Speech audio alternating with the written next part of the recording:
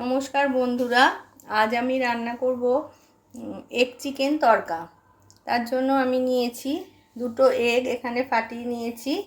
এটাকে আগে এগ দুটোকে ফেটিয়ে নিয়ে ভালো করে আমি ভেজে নেব। তারপরে এখানে চিকেনটাকে আমি ম্যারিনেট করে রেখেছি এই 5 মিনিটের মতো।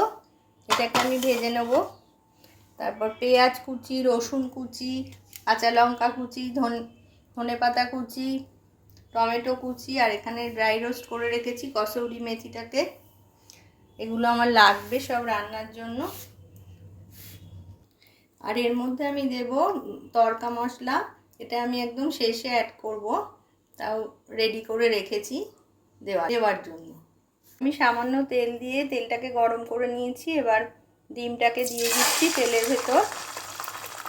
এবার আমার ডিম ভাজা হয়ে এসছে। এবার আমি ডিম ভাজাটাকে তুলে নেব।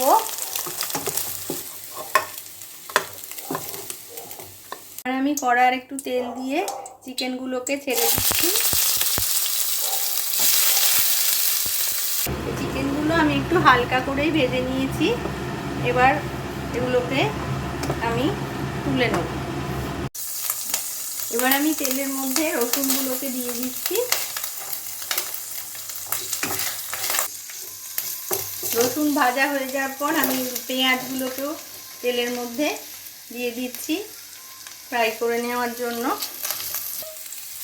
এবার কাঁচা লঙ্কা কুচি দিয়ে দিলাম এর ভেতরে।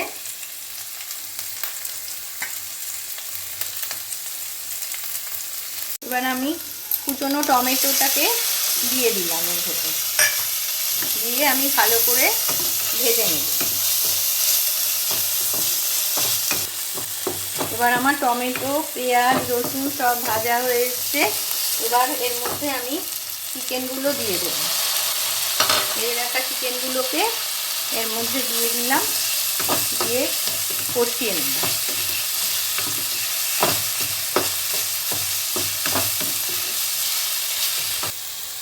এবার এর মধ্যে আমি 1 চামচ নুন দিলাম। এবার 1 চামচ হলুদ দিলাম, 1 চামচ ধনের গুঁড়ো, 1 চামচ জিরের গুঁড়ো,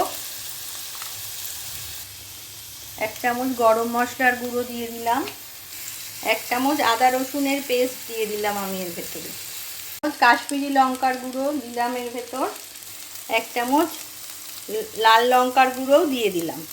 এর মধ্যে আমি সামান্য একটু জল অ্যাড করে দিলাম, না হলে মশলাটা পুড়ে যাবে। এবার একটু কষিয়ে নেব জলটা দিয়ে। চিকেনটা আমার ভালো মতোই কষানো হয়ে গেছে। এবার আমি সেদ্ধ করে রাখা তড়কাটাকে এর মধ্যে দিয়ে দিচ্ছি। মধ্যে একটু নুন অ্যাড করলাম, আর এবার একটু চিনি অ্যাড করছি। 1 চামচ আমি চিনিটা দিতে ভুলে গেছিলাম। আর একটা কথা বলা হয়নি আপনাদের, আমি 1 চামচ ঘি দিয়েছিলাম যখন কষানোর আগে পেঁয়াজ ভাজতে শুরু করলাম, তখন 1 চামচ তেলের মধ্যে 1 চামচ ঘি অ্যাড করেছি। এবার আমি ভেজে রাখা ডিমটা ওপর থেকে ছড়িয়ে দিচ্ছি। এরপর আমি ওপর থেকে ধনেপাতা কুচিটা ছড়িয়ে দিচ্ছি।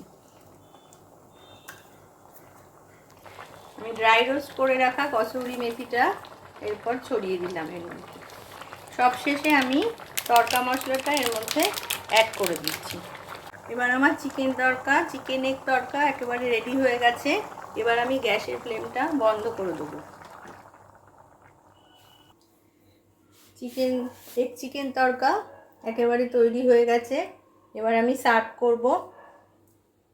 আমার ভিডিও যদি আপনাদের ভালো লেগে থাকে তাহলে অবশ্যই একটা লাইক করবেন, কমেন্ট করবেন এবং শেয়ার করবেন।